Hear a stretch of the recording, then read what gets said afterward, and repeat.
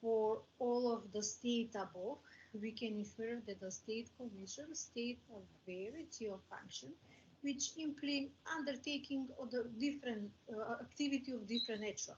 So if the state commission is obliged to make analysis on anti-corruption law, to initiative proceeding of determination existence of corruption, conflict of interest, to carry out training for integrity, to participate in creation and process of adoption of the national strategy of corruption and conflict of interest, to examine the property status uh, of the appointed and elected uh, person, also to implement the law of lobbying and law of whistleblower.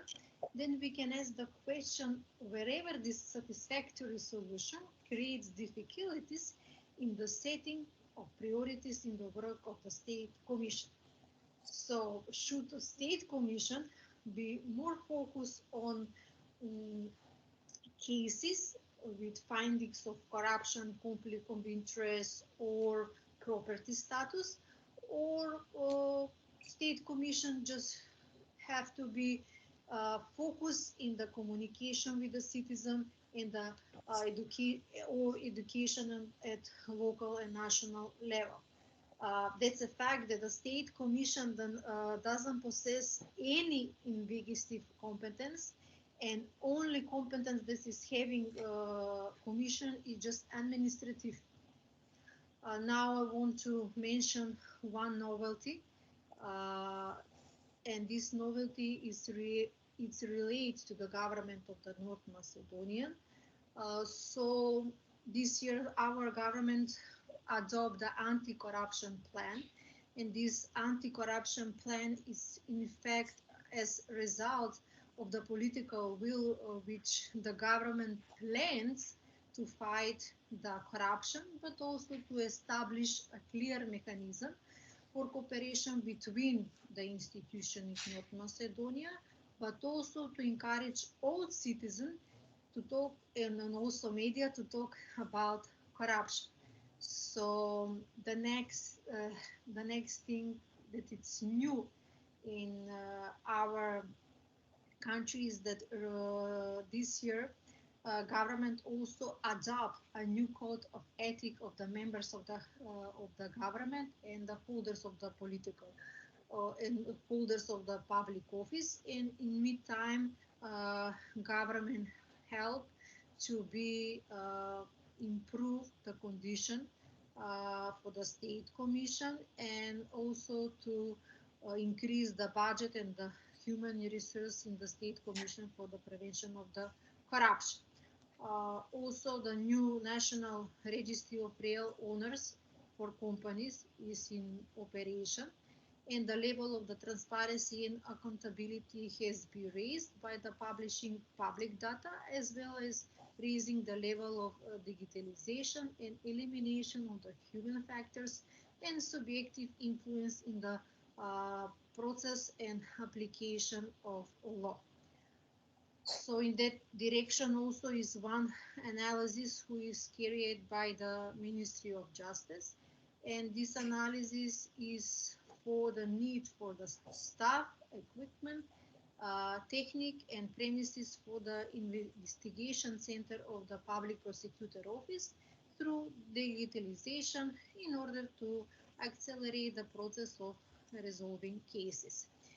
Uh, right now in North Macedonia, we are working also in preparation of the plan of amending the regulation, which are playing to overcome the weakness in the procedure for employment and promotion of administrative employees and employees in the public sector, as well as a new code of ethics for administrative services in direction of responsibility for each public civil servant. According to the announcement of the government of North Macedonia during the month of September of this year, it's ongoing public debate about the new legal solution for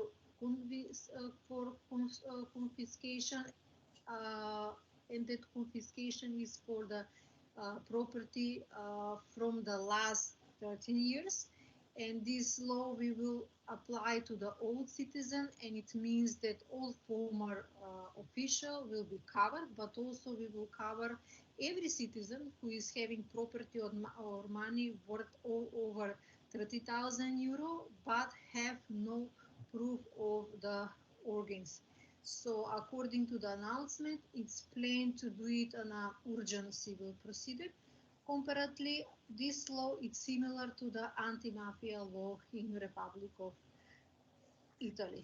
So in the end of my presentation, and beside that, all that I mentioned earlier, I can say that Macedonian anti-corruption system is still facing serious challenges, and every day Macedonian public hears about the largest numbers of corruption scandals and cases, which unfortunately rarely have an effective and efficient court resolution. Just on the end, I want to underline that Macedonian anti-corruption system and also the administrative measures are still facing with many challenges, and there is a responsibility from every state body who is fighting corruption, and the political will and the good law are not guarantee for fighting corruption. So I think right now our country and our anti-corruption system should be more focused on implement the law and also to increase the number of the cases where findings are corruption or conflict of interest, and every state body to work on the field that is set by the law. That means that the state commission is the preventive body, and the repressive bodies, they have to do their own work. I hope that maybe in some other conference we can talk about many improvements. And like I said before, it's just not necessary to have good law. It's just necessary to have good implementation and also responsibility of the all state bodies who are part of the anti-corruption systems. Thank you very much for your attention. It was my big pleasure and honor, and I wish to have a successful conference. Goodbye.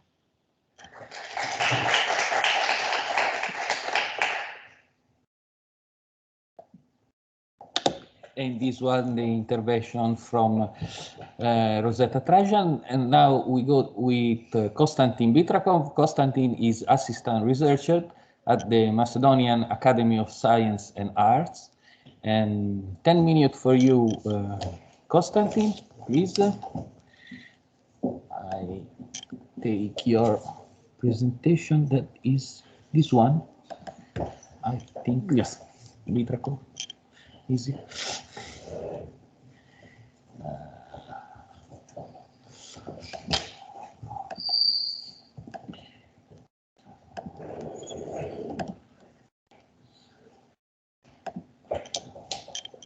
Please.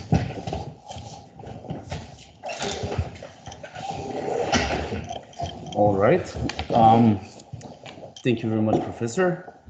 Well, I have two challenges. First of all, being the pre-last speaker is always difficult because I know we're all tired. And then the second challenge is saying something that you actually don't already know, because as I saw from the previous presentations, almost everyone in this room is actually very well acquainted with the administrative prevention of corruption in Macedonia. That's why I decided to have a bit of a different approach in my presentation. I'm not going to speak about laws.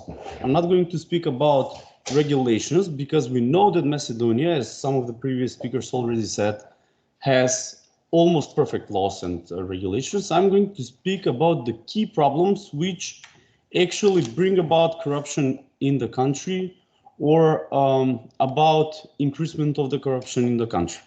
So just to put things into perspective, the CPI was already mentioned. Macedonia is constantly declining when it comes to the ranking on the CPI. And on the other hand, if we look at the statistical information in our country, there is actually almost no evidence that there is corruption in the country. So this is some general statistic from the state statistical office, and we can see that from the total number of crimes in the year, or actually this is not number of crimes, this is perpetrators, so the number of criminal activities can be even higher. It's usually 2 up to 5% of the total amount of perpetrators are actually people who have committed some crime which constitutes corruption. So there is actually no evidence that the corruption is that widespread.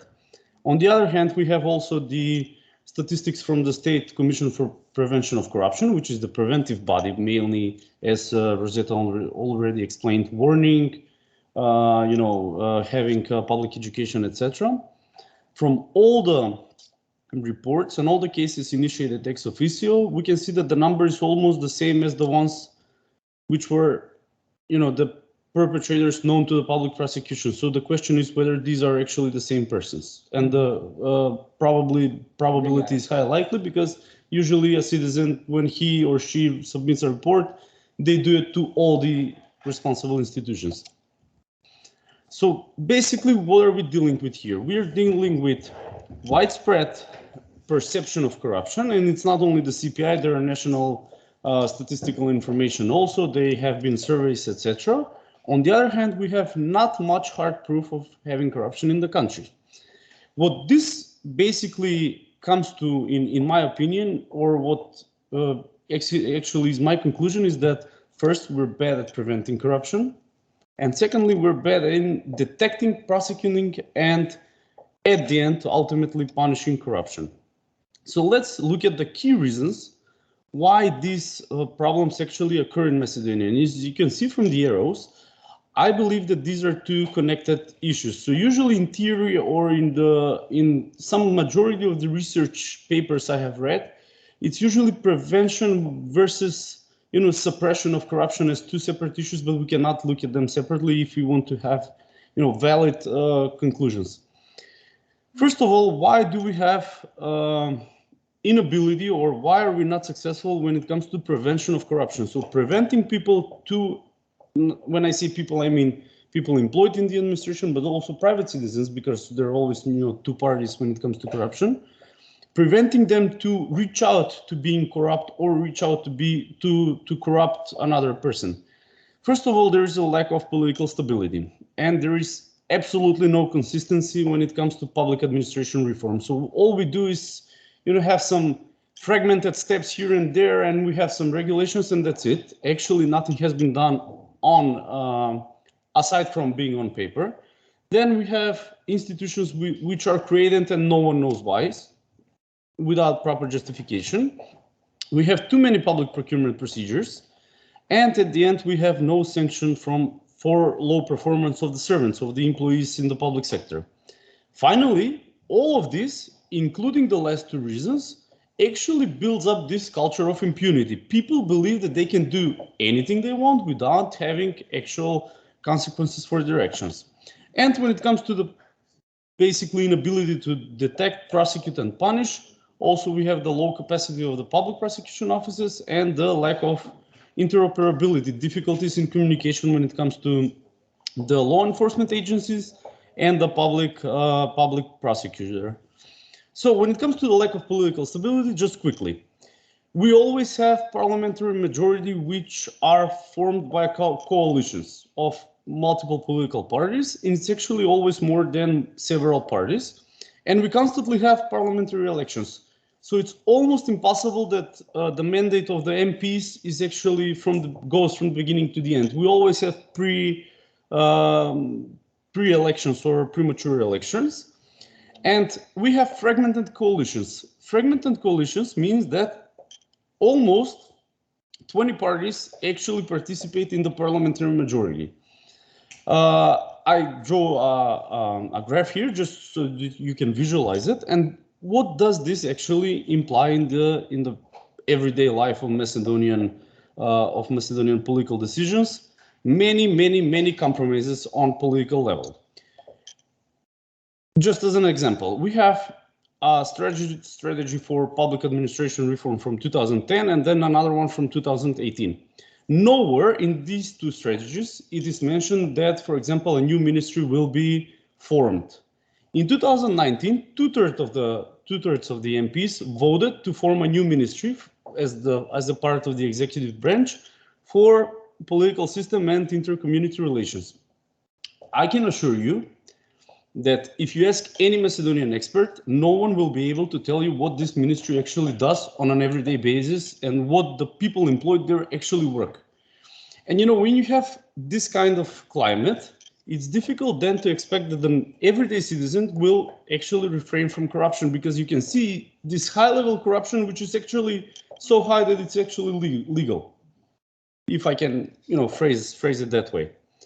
The second reason, which is actually also connected with the first reason, as I said, compromises when it comes to dividing positions of directors, secretaries, etc., high-level officials, is the creation of institutions without proper justification. And the number of institutions in Macedonia is 1,300 institutions, more or less.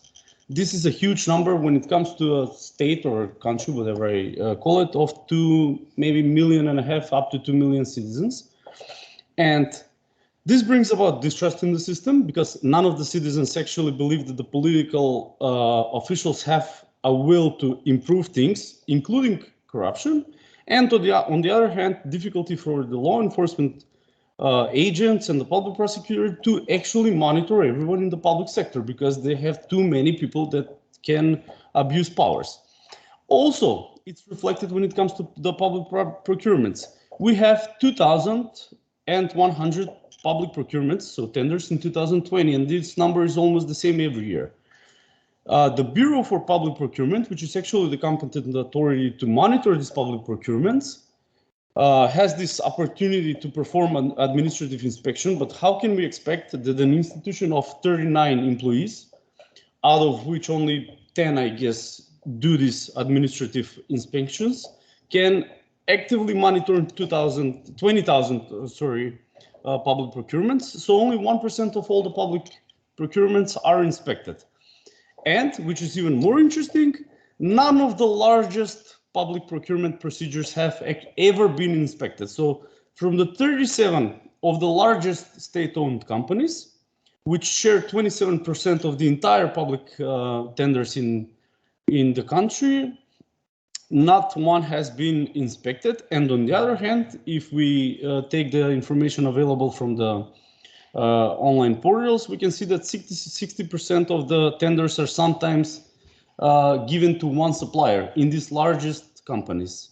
So what I'm saying is that creating this political instability reflects on all other spheres, and it creates this situation where basically no one is held responsible for his or her actions, and that's why citizens, as well as lower administrative servants, are not too difficult, or they don't have too many difficulties to actually enter into corruptive transactions.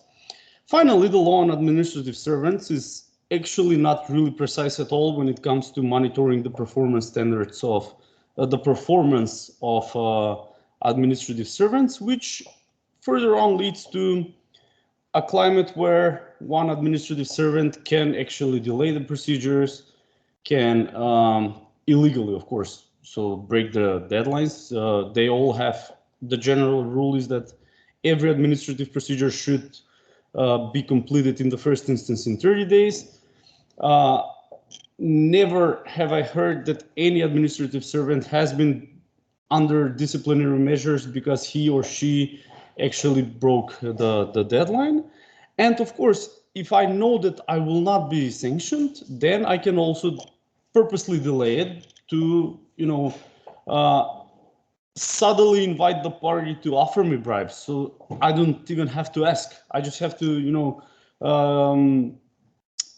draw on the procedure long enough so that the party will grease the wheels, as one of the previous speakers said, for when it came to Montenegro.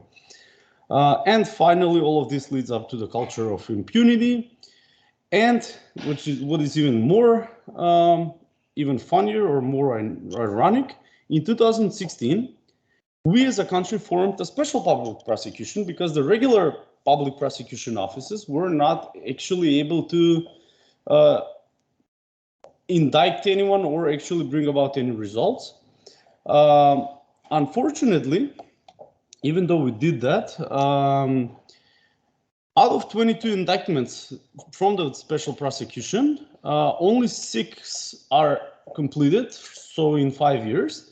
And then, even more ironic, the head of the special public prosecution, after fewer of the years of working, was also indicted for abuse of official powers and position, is now in prison for corruption, for serving a 7-year prison sentence. Also, the members of the State Commission for Prevention of Corruption in the past have also been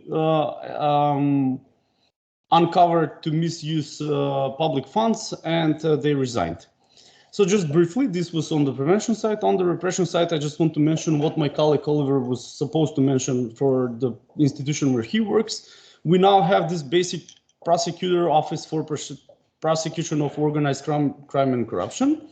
They have 43 individuals who work there, out of which 14 are prosecutors, 12 are legal associates, and only 10 are basically investigators from, law enforcement officers from the Ministry of Interior, Financial Police, etc. They have no office space. So the building of, they share the office space of the Court of Appeals in Skopje, in the capital of Macedonia. Some of the employees do not have internet. I mean, it's ridiculous to expect that the institution will follow public procurement procedures on a daily basis on the electronic system if I cannot actually access the internet. Absolutely no interoperability with any law enforcement agency. So sometimes for the public prosecutor, let's say he or she has some intel that there is illegal export or import in Macedonia, they have to actually, in writing, address the customs administration and wait up to 20-30 days to receive information, which is enough period to, for the corruption to be over with and the money are already outside of Macedonia. So this was, sorry if I spoke a little bit more than what I was supposed to. I hope that you found some interesting information. I'm looking for some discussion later. Thank you for the attention.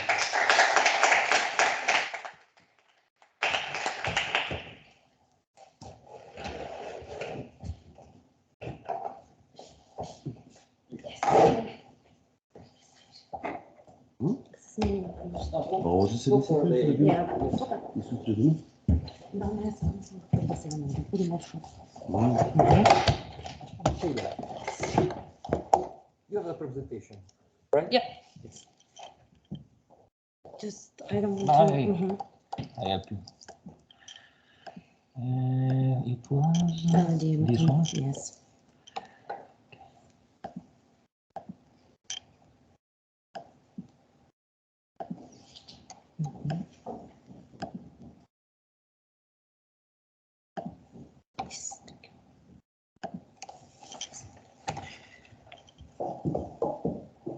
And thank you, Konstantin.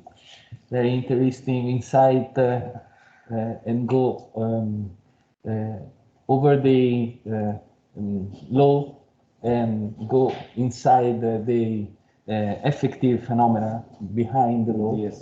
Very, very interesting. Thank you. Now is the time for Jelena Mujovska.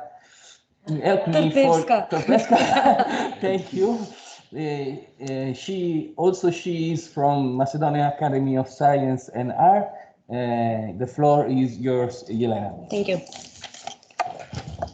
So, hello everybody. My name is Jelena Mujovska. I come from the Macedonian Academy of Sciences and Arts, from Center for Strategic Research. I have my PhD in criminal law and penology, and while we were preparing for this event today, we wanted to make some presentations that will keep your attention. And just to correct my colleague, it's really difficult to be the last speaker because I don't see my colleague from Serbia, so it's really tempting, and I will try my best not to exceed the 10-minute time frame, and I really hope that I will keep you interested. So, as my previous colleagues from the Republic of North Macedonia mentioned, you already have some idea about the state of corruption in our country, but let me briefly explain some background information. After 3 decades of independence and self-reliance, once again we face another challenge other than the uncertain European future of our country. As Professor Jovan Teokarevic from Belgrade University mentioned earlier today, we are waiting for more than 16 years to start the negotiation process, and every issue that is coming with that, the country has internal issues as well in the area of rule of law, dysfunction of institutions, and high degree of endemic corruption, as the international organizations like to say, as well as organized crime. So all these factors have a negative impact on the criminal law and criminal justice institutions, and we are certainly getting further away from achieving the fundamental of EU values. So just to shortly to present some informations, we have this qualification of our country as a stranded country, and we are everybody is using that term now since June 2015, when firstly was mentioned in the Pribe report or the urgent reform priorities report. So the term stranded country remains a visible term in every analysis and every official document of the relevant foreign organization as well as the EU bodies. We also have some idea about the Transparency International Corruption Perception Index about our country. So the results show that the nation is constantly struggling with the with this negative phenomena. As my colleague Konstantin previously mentioned in his presentation, I wouldn't like to repeat myself, but shortly in 2020, we were ranked as 111th out of 180 countries with a score of 35 points. So it is evident that we are getting away from the place we were back in 2018, when we had the score of 37 and ranked as 93rd country, but we are way better than 2014, when we had a score of 45 points, and in 2013 when we had a score of 44 points. Or as the Miss Petinari, I think it is Petinari, the PhD doctorate candidate, briefly with the speed of light mentioned, we dropped 8 places. In her presentation, I think we declined 8 places. So let me continue. This score is not at all surprising. So if we analyze other organization reports, having in mind the time and the time frame, I will only mention one, the one from the United Nations Office on Drugs and Crime, published back in 2011. Under the title Corruption in the Former Yugoslav Republic of Macedonia, Bribery as Experienced by the Population. So you can see the percentages. I'm not gonna, I'm just gonna point out, so 10.8% of citizens age 18 to 64 have been exposed either directly or through a household member. What is more frightening, the those who actually pay at least one bribe do so every 2 months. And I'm not gonna continue with this information because it's 10 years old data, but the situation haven't changed much in the last 10 years. Also, I have to briefly mention that bribery remains one segment and of the concept of corruption as a whole. We have also influence, peddling, nepotism, extortion, blackmail, embezzlement, and so on and so on. So what is interesting, and I don't think you have this information, our criminal code was adopted back in 1996. 38 amendments were made since then. So in other words, 99% of the initial version of the criminal code was modified. So such frequent changes seriously complicated the code's application and even more the criminal punishment that is really connected to the criminal code, but also the other areas that are connected to criminal code, such as procedural law, misdemeanor law, law on juvenile justice, the execution of sanctions, and so on. So on the other hand, these frequent modification of the criminal code are closely related to frequent abuse and manipulation, hence the possibility of serious corruption. So we have to wonder if the nation is so corrupt on a global scale, even though Professor Milica Uvalic mentioned earlier in her first presentation that we are actually better than the other countries. I think it was North Macedonia and Kosovo that are showing some positive results. Yes, but still we have this idea that the corruption is prevalent in every area of our country. So we have to wonder, what can one citizen expect in regards to the penitentiary institutions? So prisons, detention centers, the juvenile correction facilities, etc. So it is that very reason that I decided to give this presentation today about the connection between corruption and penitentiary institutions in our country. The other countries, in order to lower the level of corruption in penitentiaries, in prisons, conducted analysis and specific researches on the level of corruption in the respective facilities. They even made specific strategies and action plans to tackle this issue. For example, I will only mention one, the UN Convention Against Corruption is guarded by UN Office for Drug and Crime, who has specific expertise in supporting member states who implemented the convention to effectively implement the provisions of this convention by providing practical assistance and building the technical capacity needed to develop the effective anti-corruption policies and institutions within the prisons.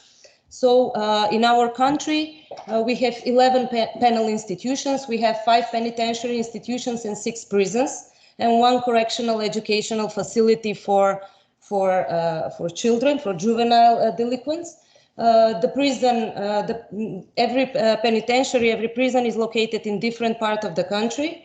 We have capacity of 2,256, which should be enough for our small country like ours, but the inadequate prison conditions and endemic corruptions within the prisons still remains as one of the main problems we have to, and challenges we have to overcome.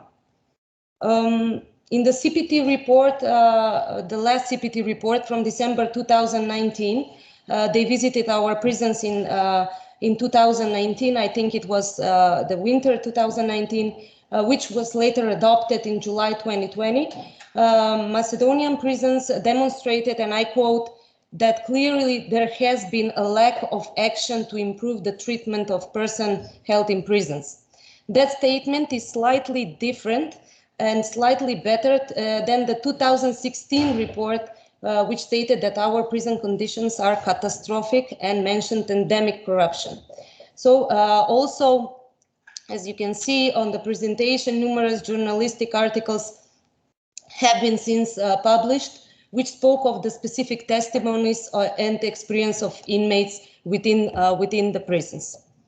The committee laid out the obligation for our authorities to address. One of the most urgent requirements is to introduce a clear system of accountability for corrupt activities of staff members. That includes the prison staff and also the staff that is working on resocialization and education and so on, including the director and administrative staff. These activities need to be achieved through 4 kinds of measures, such as systematic screening of all persons entering and leaving the prison, introduction of an effective complaint system, and application of appropriate sanctions whenever corrupt practices are exposed. One of the most important requirements is the urgent development of professional prison service. During the visit back in 2019, as I mentioned, the delegation once again received numerous allegations from inmates that everything was available for purchase, and everything can be bought, including home leaves, the possibilities of obtaining a reclassification and better cell placement, and that each item bore a specific price tag within the prison. So what has been done in the past 2 years since the last CPT visit? I'm afraid that I have to say that not much is being done. Nothing actually is changed. There are slightly changes and improvements, but not enough. We still have to work on that problem.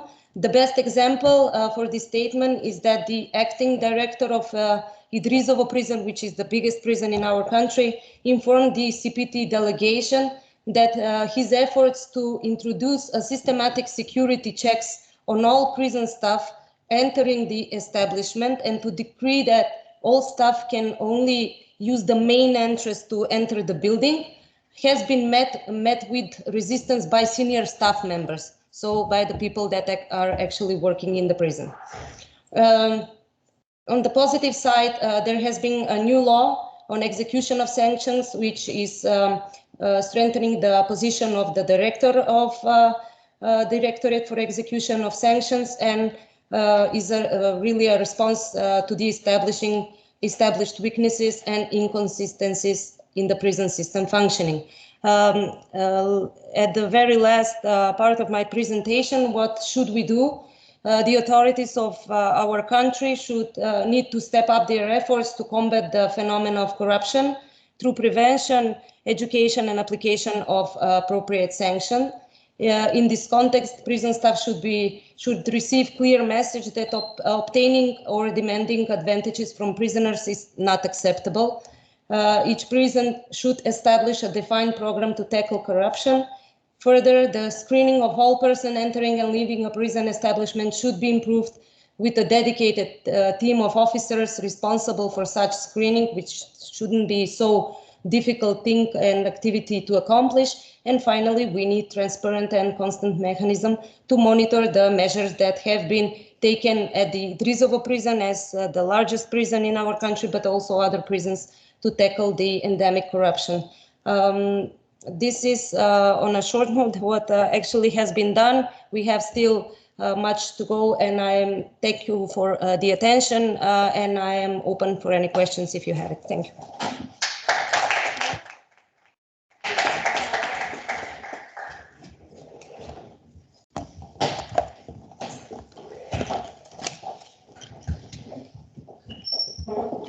Thank you so much, Elena, for this insight in an aspect of corruption that is not easily spoken about. This is very important for us. Thank you. And so we have concluded the section dedicated to North Macedonia, and then we finished with Serbia. And as you can see, one of our speakers is in some way lost. We We don't have him with us. So I go directly to Katarina Nikolic, that is in connection with us. Katarina, you can, okay. Thank you for the floor, Mr. Ponti. Can you see and hear me? I can see you and I listen you. Fantastic. Well, good afternoon, distinguished participants, dear colleagues, ladies and gentlemen. Due to personal circumstances, it is with regret that I was not able to join you today at this final conference of the project of great importance to the 4 candidate country project beneficiaries, including the Republic of Serbia. Nonetheless, I'm immensely privileged and humbled to be given an opportunity to address you in an online format in my capacity as an advisor on international cooperation at the Ministry of Justice of the Republic of Serbia. Today, we can witness the outcome of the hard work invested and results achieved throughout the project. And I would like to specifically extend my greatest appreciation to the University of Perugia for leading the facilitation process. The significance of this project is that it gathered experts in the field in order to contribute to the high-profile research activities and dissemination in the field of administrative prevention of corruption via effective exchange of information, experience, and best practice. Corruption, as you know, poses a wide-scale damaging effect on society as it undermines democracy, rule of law and security, hampers social and economic development, costing the world economy billions every year. These funds are stolen from our schools, hospitals, and the hard-working people, preventing them from enjoying the revenues, benefits, and access to the basic services they rightfully own. It is a truly global challenge and pernicious enemy of progress in our time, which became more prominent as the world copes with the COVID-19 crisis. This is an opportunity to galvanize a collective global response against the damaging influence of corruption. This is why the governments, now more than ever, ought to introduce and implement a coherent and sustainable anti-corruption agenda in these trying times. In Serbia, the need for strategic approach in the fight against corruption was identified more than 15 years ago.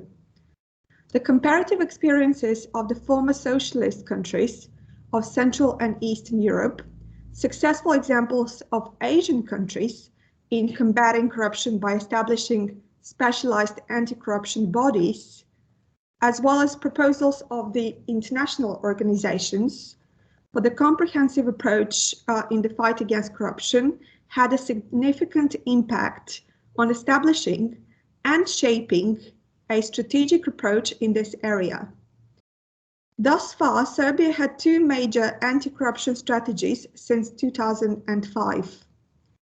At the 83rd session of the Government of the Republic of Serbia, which was held on the 30th of September 2021, the operational plan for the prevention of corruption in areas of particular risk was adopted, which entered into force and shall represent the main basis for drafting the new ambitious national anti-corruption strategy, as it is intended to bridge the period between the 2 major national anti-corruption strategies and an action plan on negotiating Chapter 23 on one hand, and the anticipated 3rd national anti-corruption strategy on the other. For this reason, the implementation timeframe of this strategic document is limited until the end of 2022. It is important to highlight that the structure of the operational plan is hence divided into 2 tracks, and it contains 5 main components. The first one is an overview of all previous anti-corruption policies since 2005 and their level of implementation. Also, measures and activities related to setting a clear path in creating and developing future national anti-corruption strategy, measures and activities to prevent corruption in particular risk areas, internal and external coordination mechanism, monitoring and oversight mechanism. Special part of this document is dedicated to the group of measures and activities that must be implemented in order to adequately prepare the future national anti-corruption strategy and its accompanying action plan, which were formulated based on the lessons learned from the process of drafting and implementing previous strategic documents. The second group of measures and activities, which is the central part of the operational plan, are aimed at preventing corruption in identified particular risk areas, such as the customs, local self-government, privatization, public procurement, and police. These measures and activities have been formulated by the members of the working group, which was established with a task to prepare the operational plan. The working group paid special attention to ensure that there is no overlapping of measures and activities foreseen by already existing public policy documents. The measures and activities are relevant based on current practice and relevant national and international reports as well as research. The measures and activities realistically can be implemented within the limited time frame, that is by the end of the 2022. Learning from the past experience and challenges in achieving set goals within a specified time frame, the conclusion was drawn that in order to facilitate successful and full implementation of any strategic document, it is necessary to establish a mechanism for effective coordination, monitoring, and oversight. Also aimed at achieving necessary level of transparency through regular reporting and efficient resolution of implementation challenges of planned measures and activities, the coordination mechanism was established on the 25th of November 2021, consisting of the coordination body for the implementation of the operational plan, established at the highest political level, which is chaired by the Prime Minister and the Minister of Justice, and 4 implementation groups established at the operational level. The coordination body shall hold regular meetings at least 4 times a year. All meetings of the coordination body will be open to the public, whilst reports from them will be regularly published on the official website of the Ministry of Justice. Main task of the coordination body is to provide necessary guidance in resolving any issues related to the implementation of the operational plan, as well as to oversee the work of the implementation groups. The coordination body must also review regular reports submitted by the implementation groups on a quarterly basis and submitted by the Corruption Prevention Agency every 6 months. The oversight function of the implementation of the operational plan is entrusted to the Agency for the Prevention of Corruption. All responsible entities are required to regularly report to the agency the level of implementation of activities under their competence in accordance with the guidelines for reporting on the implementation and supervision of the operational plan implementation. Specifically, these reports must include statement on the implementation of activities from the operational plan, brief description of actions taken within the implementation of activities, evidence for realized activity, brief explanation in case the activity is not realized or is not realized in a manner and within the deadline provided for by the operational plan and recommendations. Based on gathered and well-informed data, agency reports to the coordination body, providing concrete recommendations for further action to be taken. In total, the agency shall provide the coordination body with 3 reports covering the period The first from 1st of October 2021 until the 31st of March 2022. The second from 1st of April until the 30th of September 2022. And the third and final report from October until the 31st of December 2022. This type of coordination, monitoring and oversight infrastructure is promising since it provides a clear division of responsibility and, most importantly, accountability for potential non-fulfillment of respective measures and activities contained within the operational plan. Apart from this novelty, the law on amendments to the law on corruption prevention was also adopted by Parliament on the 23rd of September 2021, aimed at eliminating some deficiencies identified in Greco report on Serbia within the fourth evaluation round that could potentially endanger its application. The amended law has entered into force on 5th of October 2021. Due to time constraints, I will not go into great detail regarding the amendments made, which are yet to be evaluated by Greco in the coming period. Nonetheless, expectation is that these positive changes will be sufficient for Greco to consider Recommendation 12 addressed to the Republic of Serbia as fully implemented in its next report, especially considering that the amendments ensure that there is a clear criteria for allowing or providing restrictions to public officials performing business activities. The maximum level of misdemeanor fines for breaches of the law are raised, giving due consideration to the average level of income per capita, and the failure by public officials to report on or the fact of giving false information in relation to income is criminalized.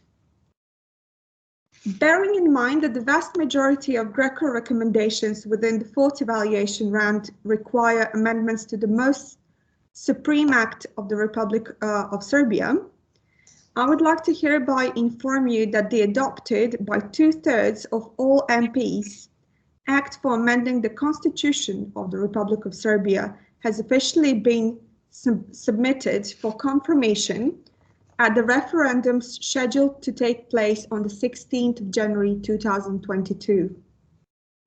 These are the main and most important highlights of the current major development in Serbia that I wanted to share with you today. Despite these developments, we shall continue to advance our judicial system for the benefit of our citizens as we work towards a society free of corruption that all countries should seek to implement fully. We must continue to cooperate, raise public awareness, and build capacities aimed at preventing corruption to flourish. Together we stand against corruption, and together we can defeat it using targeted anti-corruption models. On this note, I would like to thank you very much for your attention. Thank you.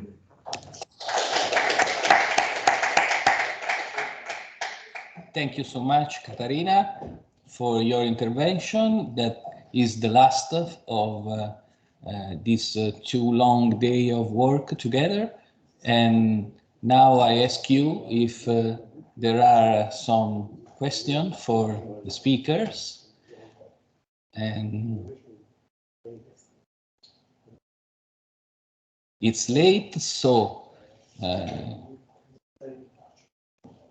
if there are no questions, I would like to thank all of you for your participation in this final panel, and many greetings, and we go forward with our research project. Thank you so much. And thank you and greetings also for those that are in connection with us with Teams. My greetings.